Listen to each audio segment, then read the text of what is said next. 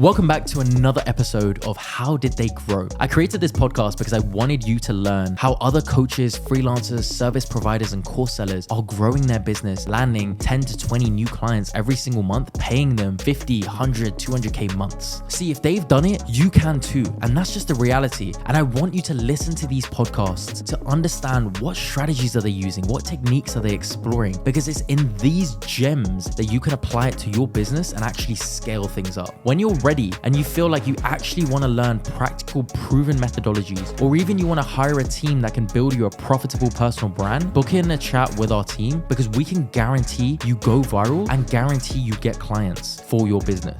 Welcome to the show, guys. This is the How Did They Grow podcast, and today we have on Harris Reed. I got that right. Yeah. Horace Reese. It was close. Horace. Amazing. Tell us a little bit about yourself, man.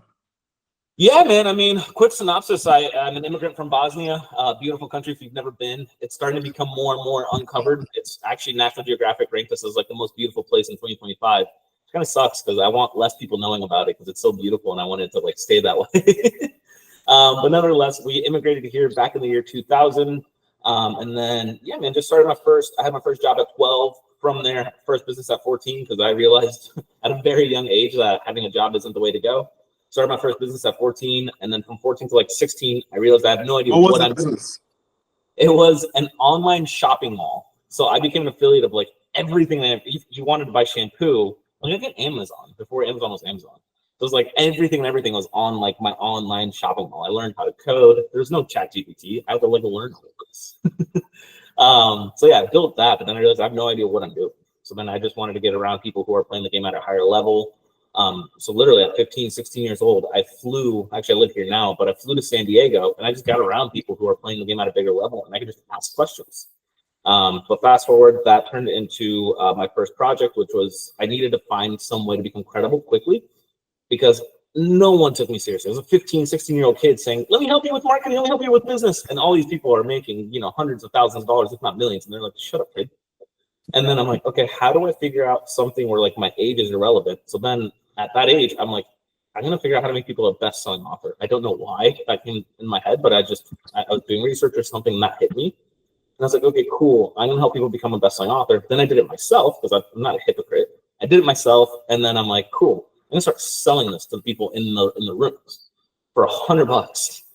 People charge $100,000 today for the same service. Yeah. So I charged $100. And dude, I got maybe 10 people to give me money. Maybe 10, 15 people. Not a lot of money. Dude, I thought I was Warren Buffett. I'm like walking around. No one's telling me no. I'm like, I will write your book. I will design your cover. I will do the barcode. I will do everything for $100. And everyone's like, yeah, take my money. And I'm like 15. I'm like, dude, what am I going to do? I'm going to be loaded. So then that's where I met one of my business partners, and then me and him launched an agency because I got all this credibility for these people, all this momentum, all this hype, all these leads. They would launch their book and have a 100% success rate because I don't like failing. I had a 100% success rate with everyone that I launched, hit national bestseller, and then I got them all this hype, and I'm like, they dropped the ball. Like then they have all this hype, and then they let it die with no like follow-ups, no funnels, no next step. So I'm like, okay, I need to build an agency where I can like help people like do the next thing. And I got really good at email marketing. So I did that and then built that into like my first 6 figures in 10 months, which back then I thought, again, I'm well on my way to buying my jet. So then I did that. And then, 50K when you're like 17, 18 years old, that's a lot of money. This is 10 years. So I'm like, dude, I'm freaking loaded. I didn't know about taxes. I didn't know about paying expenses. I'm just like, dude, I made 50K in 10 months. I'm freaking loaded. So, but learned all that stuff. And then from there, joined another master or wanted to reach out to the best. And the best at that time for personal branding was Gary Vee. So I just kept emailing Gary. I'm like, hey man, I'll work for you for free. And I emailed him and I saw he was coming to San Diego to speak at this thing called the Traffic and Conversion Summit. It was Ryan Dice's event. I don't know if you ever heard of it. It's like 5,000-6,000 super smart people all come together. Oh, dude, it was one of the best events for digital marketers. What is it called? Traffic and Conversion Summit. No, I've never had it. Dude, it was badass back then. So we had all these people come together, and they're all really smart. And I saw Gary was going to be the keynote. yeah, I made like the 50K, but like I had to spend it on other stuff, and I bought like an apartment and all these other things. So I didn't have a ton of money, but I saw that I could upgrade my ticket and sit like front row with all VIP men. And it was like $1,000 to upgrade, maybe $500. And I was like, okay, cool. I'm gonna upgrade my ticket because now I'm in like a row of 1,000 people instead of like the 6,000 that I was a part of before. And I'm telling Gary, hey, I'm gonna be sitting front and center in like one of his shirts that he branded called the Schmarbard shirt. On one of his shows, he's like, it doesn't matter if you go to Harvard or Schmarbard. Business is business. It doesn't matter if you go to school. Like the market will tell you if you're good at this or not. So then I bought his branded shirt called Schmarbard. It was blue. And I'm like, I will sit front and center in the blue Schmarbard shirt. And then I'm thinking like, how am I actually going to do this? Because there's 6,000 other people also trying to get his attention, and they're all smart. So I was like, how do I get in front of this guy? I kept emailing him every day, and then I couldn't sleep that night. So I woke up at like 2 o'clock in the morning, 2:30. And back then Uber wasn't a thing, so I just would walk to the convention center. It was a good like 2-mile walk. But what else am I going to do? So I walked to the convention center, and then like I'm walking around. I had my backpack, blue Schmarbard shirt, jeans, and the guy is like, "Sir, what are you doing? The event doesn't start till 9 a.m." I'm like, 9 a.m. What do you mean? I'm the AV guy. Why would I be here at 3 o'clock in the morning if I didn't work here? What are you out of your mind? I'd rather be in bed sleeping. And he's like, that's a good point. And he let me go. Amazing. But then I'm like, okay, I got to be this AV guy, and I don't want to mess up anything because like it's a massive production, but I got to like look like I'm doing something. So I would just go around, touch. And then the time came around for like me to like get a table. So I got a table. I put all my stuff out of my backpack on the table so no one can just like move my backpack and take my chair. So I like set up shop, and then I go out, start networking. They open the doors. Literally, people are sprinting to get their chairs. I'm like walking in slowly. I'm like, I got my spot. So I'm not worried about anything. So yeah, I go, and then Gary spoke at like 6, 7 p.m. Gary gets on stage, and he says, Schmarbard, I see you. I'm like, yes, I know he got my emails. So then I'm like, okay, cool. As he's talking, I'm like, he's talking, but like this event is so big. Once he finishes talking, he goes back to the green room, and I won't see him. I'm like, okay, I have a small slither of a chance to do something. I'm like, okay, what do I do? And I'm like thinking, and then the end of his talk comes. He's like, okay, San Diego, thank you. I'm out. I'm like, Gary, can I get a photo? He's like, of course. I'm like, cool. I take out my phone, and I'm like fumbling. I know how to press the camera button. I'm just fumbling it so I can talk. So I'm just like, Gary, weird, it's not working. Hey, well, it's not working. Can I work for you for free in the summer? And if I'm not valuable enough, don't pay me. I don't want anything. I just want to show you that I'm valuable. He's like, dude, you've been emailing me every day. I'm like, nice. He's like, what did he say? What did he say? He said, you've been emailing me every day. But he hasn't replied to a single email. And I had trackers. Okay. Yeah, he didn't reply to a single email. And he's like, okay, you've been emailing me every day. Email me again. I'll connect you to my right-hand guy. And then his right-hand guy is Andy. And I connected to Andy, also a great guy. Connected to Andy. Andy's like, cool, man. We'll see you up here in a few months. I got the internship with him, and I got to work on his personal brand as an intern in New York City. And as soon as I hung up the phone, I was like excited. And then I also said, oh, crap, what did I just do? I have to find a place in New York. I was in school. I'm like, I don't know what to do about college. Yeah. Whatever. But then I go work with Gary. Literally, first day, Hulk Hogan walks into the office. Hulk Hogan? Hulk Hogan. Hulk Hogan walked into the office. And at this time, it was at Gary's old office. So he had too many employees to match like the seats, like chairs at tables. So people were literally sitting on the floor working because there's no other space. So then someone's like, Horace, where, what do you want to do? I'm like, well, I want to find a spot to sit. I'm going to find my floor and sit. And then the lady's like, okay, well, Hulk is coming in like 10 minutes. Do you want to be in the room with us and like give Hulk advice on what to do with his personal brand? I'm like, Hulk Hogan? Brother? I'm like, brother? I'm like, I can do that. So I go in the room. I'm like, all right, cool, man. Hulk Hogan's walking in. I'm the man, right? I'm like hyping myself up. I'm like, I'm the man. I can help this guy. He walks in. I never met him. I never met Gary. So they both walk in around the same time. And then Gary's doing his thing, like, he's not yelling, but he's like a very loud, aggressive guy in nature because he's so passionate about what he's doing. So he's telling Hulk, you need to do this, you need to do this, you need to get on this. And then Gary goes, Horace, you're new. What do you think? And it took a minute. I'm just like, in my head, I'm like, people would pay hundreds of thousands of dollars just to be a fly on the wall in this room. I'm lucky and grateful enough that I get to be a part of this meeting. I'm like, this is in my head. And he's like, Horace, well, what do you think? And it took me a second. I'm like, oh, that's me. Listen here, Hulk. This is what I would do. So yeah, fast forward. Got to work with Gary. Got to work with a lot of really big names, really cool people. Fat Joe was in the office. There's someone every day that came in the office. I was like, a big name. I remember Gary and he does this thing called a Vaynerversary, where he takes the entire company on a like company trip.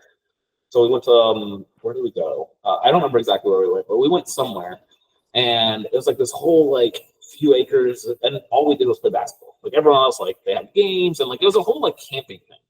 It was cool. It was for the whole company. It was like 1,000 employees or 800 employees. And I told Gary, like, we get on the court, and I'm like, Gary, I will not get off of this court until you do. I will beat you. Because I know he's competitive. I'm competitive. I'm like, I'm not getting off this damn court till you do. And he's like, okay, young buck. Dude, 7.5 hours later, me and him are still going at it. It was me, him, and one other intern that would not leave the court. And it was 5-on-5. Other people were like getting in and out. Me, Gary, and this other intern were like battling it out. And then I remember, you know, just playing and my legs were dead. And then HR was like, Gary, you have to give a keynote to the entire company. And I'm like, yeah, Gary, you do. I will win. So yeah, Gary, I learned a lot from Gary. From there, came back to Nebraska, is where I used to live. Went to Nebraska, dropped out of college because I just realized that, like, I had so much more potential, and like the college was just holding me back. And like the last straw of college was I got a sale on my phone via texting for $5K. It was a high ticket offer. I got a sale on my cell phone, and I told the lady, like, hey, I just got this sale for $5K in like 10 minutes via texting.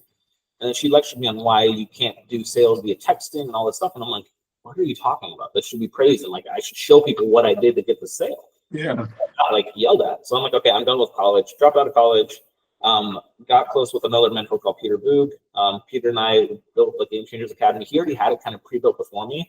But we had thousands of members all over the world. We help people escape the 9-to-5, people who had like a 6-figure business, remove themselves from business, and then people who were doing 7 and 8 figures. We would help them with networking connections and make sure they have freedom. So those were kind of the main things we did there. We got featured in Forbes magazine, Entrepreneur magazine. We were at every airport in America. We were basically at every airport as a magazine. So I would go through the airports. I would just book 2 stops for fun, and then I would just like put our magazine in front of everything. So that's cool, man. And then I built a software as a service. Got that into 7 figures. What's software? It's called SyncSumo. What does it do? It was a Facebook integration tool. So basically, do you know lead ads on Facebook? So like the form that where you don't have to like type in anything, where it autofills your information. That's a lead form. So Yeah. let's say you opt into that, Mike, and then let's say this guy who sells cars gets that data from me, right? Because he's running the ad. I would enhance the data. I would say, Mike, he's a 30-year-old male. He makes 50 to 75K. He has a wife and 3 kids. So I would like enhance the data you get from that form. So we would get more data, and then we did custom audiences, and then Cambridge Analytica happened, and it basically, that's when the whole data Facebook stuff happened. It literally just wiped out our business overnight. So I thought we had a good business. We had 8 to 10 developers. We were doing great, and then literally I go to bed, wake up the next day, business is gone. So that was tough. But from there, what happened? What happened? You said something, Cambridge Analytica. So do you remember all the data stuff with Facebook that happened? No, I don't think I do. Really. So they were releasing a lot of data, and Facebook was giving away a lot of data. But you should look it up. It's called Cambridge Analytica. There's actually a Netflix movie all about it. It's actually crazy what they do with your data. But then Facebook got by the government and said you are not allowed to pass data like that. My company was all data. So getting data from Facebook and enhancing. And then Facebook, because of the government, had to shut it down. Like literally, they clicked the switch, and I was not able to run my software. So it was literally overnight. I went to bed, great business, woke up, business was dead. But from there, then I went and transitioned into a medical device company called Carpal Aid. You know what carpal tunnel is? Sorry, what you said? Carpal tunnel. No, brother. It's the biggest hand pain issue in the world. It's when you type too much or you're on your phone too much. It's when your hand The hurts. thing that stretches your hand? No, it doesn't stretch your hand. It's when you have hand pain from like everyday like typing on a computer. It's any repetitive motion. Like a dentist has it. If you're an entrepreneur, you definitely have it. What is it? Is it like is it a glove or something? No, it's when this median nerve compresses. Oh, it's an ailment. Yeah. Oh yeah, definitely. I know what you're talking about. Yeah. So we invented a patch where basically without having surgery or anything, you put the patch on and naturally it lifts that median nerve off of your up and then off of your ligaments, and then it literally releases pressure within minutes. And then we got that in Walmart's, CVS's, we got that national and international too. And then we started Influential. So Influential helps coaches and people with high ticket offers. We help them scale and grow their businesses. I hope you're enjoying this podcast. I hope you're taking notes. I hope you're learning so much practical wisdom, because that's what I really wanted from this podcast. Now, I just want to quickly say, if you're looking for a team that can actually help you explode and go viral with your personal brand with proven methodologies, I say this because I've been doing this for the past 5 years. We've got a team of 30 people who are ready to go ahead and explode your brand so you can get clients begging to work with you. Have a chat with one of our advisors. You can book in a chat using one of the links around this video, because that chat might just change your life. Amazing. So that's how you got here. Amazing. So how has that journey been? How has all this influenced you and your perspective on social media? On social media, it's the greatest thing you can do because you can reach people almost effortlessly, right? With our little phone, we can reach thousands, tens of thousands, if not hundreds of thousands of people, even millions of people, all from your phone. You don't need all this crazy stuff. It's a good way to stay connected. It's a good way to build a brand. It's a good way to get exposure and just grow awareness for whatever product or service you have. Because I've obviously done both. Definitely. And you've been building, we were speaking before, you said you've been building this for tons of people. It took a guy to 1 million in 17 days, you said? Yeah, so one of our brands, so Austin, my business partner, and I, we've always been just helping each other. He was a part of the mastermind that I helped build with Peter. We were always just helping each other. He's a good dude, I'm a good dude. So we were always just kind of helping each other. And then one day this client just came to us and then he's like, hey, I just sold this company for 9 figures. I want to build a personal brand. He had all the toys, like all the things you can think of, like the yacht, the jet, the house, all that stuff. And he's like, I want to build a personal brand to help people. We're like, cool. And then with one offer and one deal, we did $1.2 million in like 17 days. Amazing. So you said that kind of motivated you to be like, man, fuck, I'm doing this for tons of people. Why not just do it for myself and my business? Now we're in that position. Yeah. So we have a few more brands underneath Influential now. So we manage about 24 million in our portfolio company now for all of our brands. I mean, one of our brands did $1 million this month, and then for the last 4 months has done $1 million every single month. And then when we started with them, they were doing about $400K a month. So we come in and do all the marketing and sales for them, all of our frameworks, SOPs, team members, salespeople, appointment setters, everything. We put that into someone's system and we help scale. So yeah, they do that. And then now we're focusing more on like building Influential again, building our brands and getting our voices out there. Cause I mean, I'm at a pretty good spot in life, thank God, where I don't need to do anything anymore. So I just want to do things that I more. So I just want to help as well as I possibly can. Yeah. I was gonna ask, like, because like you said, you've gotten all your clients in the past from referrals. What would be the motivation to kind of get on social media? And you just answered the question. There's nothing. When I was really not at my peak isn't the right word, but like when I was younger, I was making 50K. I was making 50K a month, almost on autopilot, right? I didn't have to do a whole lot of work to make that money. So I would do all of the things you think of. I would be renting jets. Sometimes I rented one just for myself, just because I wanted to. Sometimes I'd invite friends. I was driving a different exotic car every weekend. I would have the watches. I had all the stuff, right? I did the Dan Bilzerian thing for a while where you take like 12 girls to a dinner. All of these things I did. And I got out of my system. I'm like, this is not happiness. But I'll tell you what it does make me happy is when I take someone who doesn't know a lot about sales or about business and we help transform their life. I mean, even some of our salespeople, a year ago, didn't have a ton of money. And today they're making 20K a month. And they are an absolute beast at sales. And then like, it's cool watching that transformation. Dude, there's nothing better in life than helping other people. Nothing more fulfilling. And then obviously just getting close to God. As the closer you are to God, the more calling you have to help other people. Definitely amazing. So yeah, let's kind of talk about that in terms of what are you doing now? You're teaching salespeople how to sell. What is it? Kind of break that down. Yeah, we're about to launch a sales course that will help salespeople. But literally anyone, even if you're a remote sales. Yeah, remote sales, remote high ticket sales. Makes sense. But even if you're not, like the one thing that a lot of people teach when they have a product or service is like, how do you sell this one widget? How do you sell this one product or service?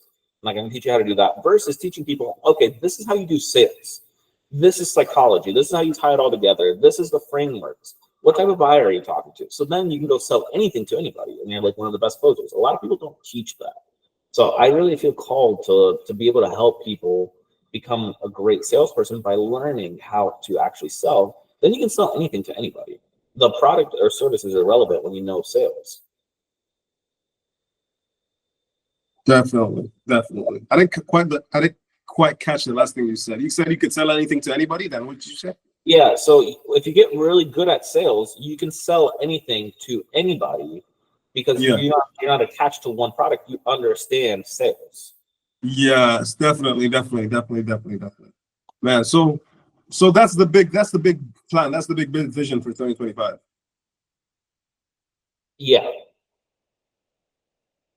Yeah, that's amazing. For 2025 is building that course. We want about 40 million in management under Influential. So we want to keep growing the business. We have a few more big brands that just joined. We can really onboard only one brand every quarter just because of like the volume.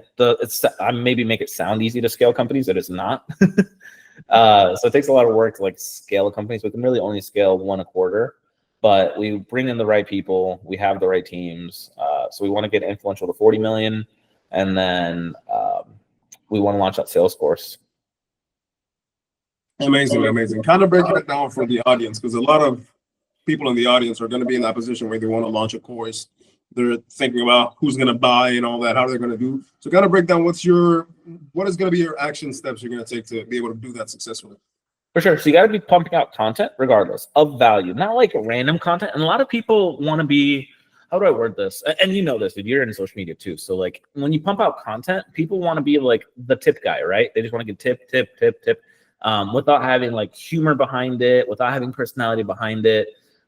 So a lot of our stuff is like going to be funny, entertaining, also value driven.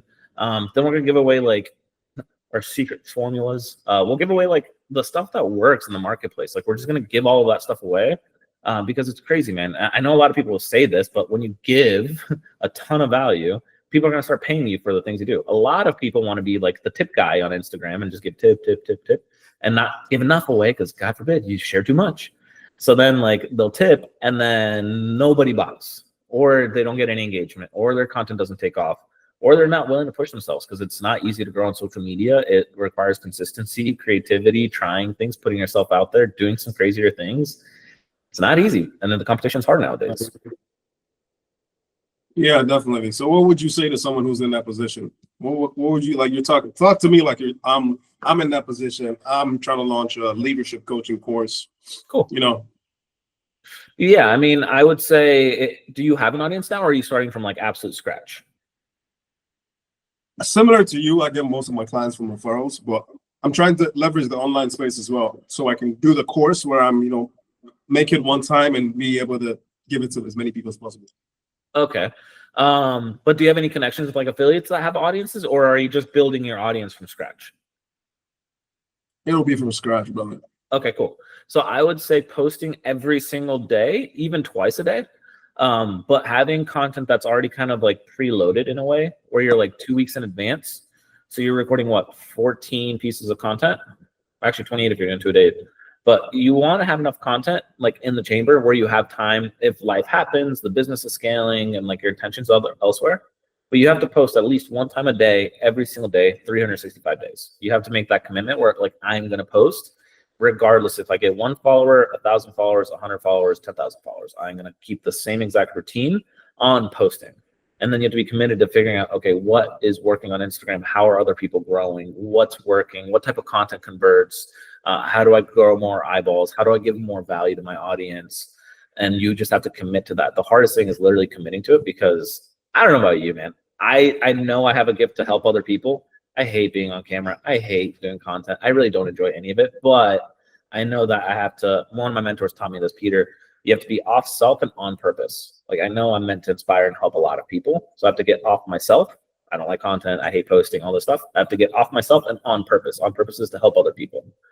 So then every day, we're like, even yesterday I had to record content. I'm like, oh, it's raining outside. I don't feel like it. I don't want to do this. And I'm like thinking, okay, but what if this one piece of content helps one person? And they can, you know, change their life from this one piece of content. It gives them a different perspective shift. What happens then? And then a lot of people are going to start from like the bottom of content, because you'll have 0 followers, 0 posts, and you're following no one, right? Like you have nothing. But you also have to think, Tom Brady, you know Tom Brady, don't you? Yeah, I know Tom Brady. Tom Brady do you know what he was drafted? No, actually I don't. I'm more of an NBA guy. He was drafted 199th. How many picks do they do in the NFL? I honestly don't, like 200 something, like low 200s, I think. Wow. So like he was back there. He's like Jokic now. Jokic is a Balkan beast, though. I don't know what he was picked, but he was picked 53rd out of 60.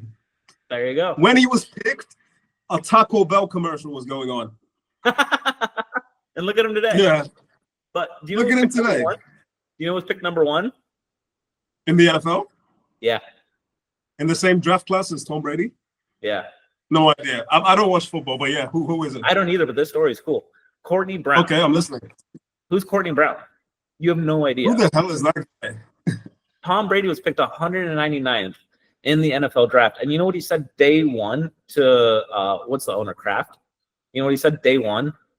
He walks into the GM's office or the owner's office. I don't remember which one of those two it was. He walks in the office and he says, this decision is going to be the best decision this company has ever made.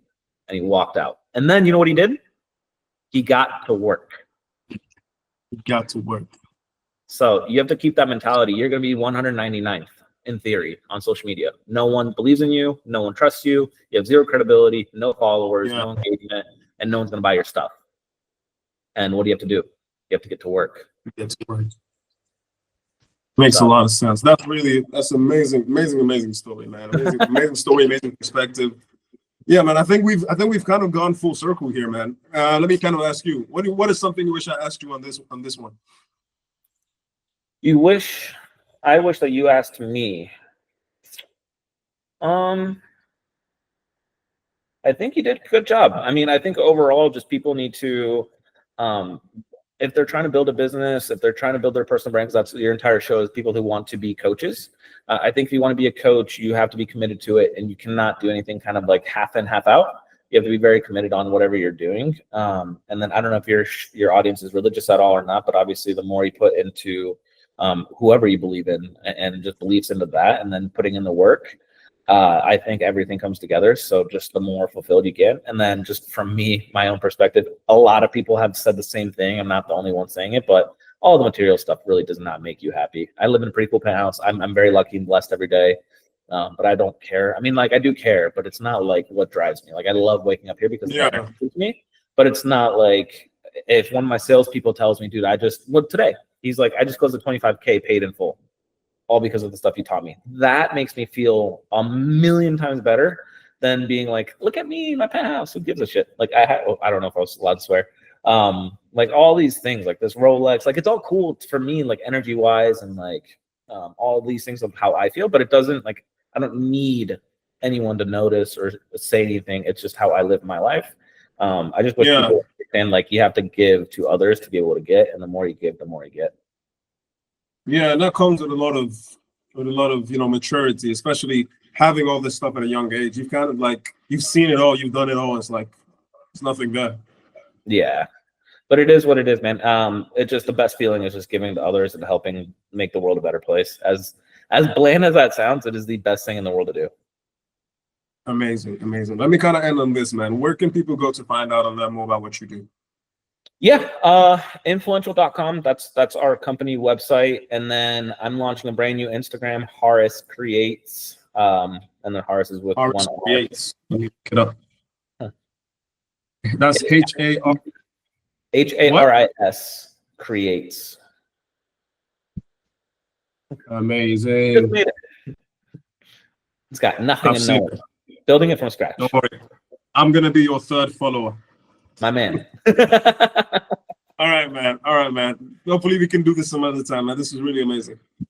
Cool, man. Well, if there's anything else I can do to give you value, your audience value, they can reach out to me anytime. I'm always going to answer any DM. It's always me. And then I'm happy to just give more value however I can. I really hope you enjoyed this podcast. I want you to go away and execute everything there is that you've learned. Now, one thing I will say is if you're in a position where you're ready to actually take things to another level, you want structured, clear guidance, you want a team that can actually help accelerate you, book in a chat with our advisors. Why? We can blow up your personal brand to attract clients begging to work with you. All you got to do is book in a chat with our advisors and we can help make it happen. Sound fair enough?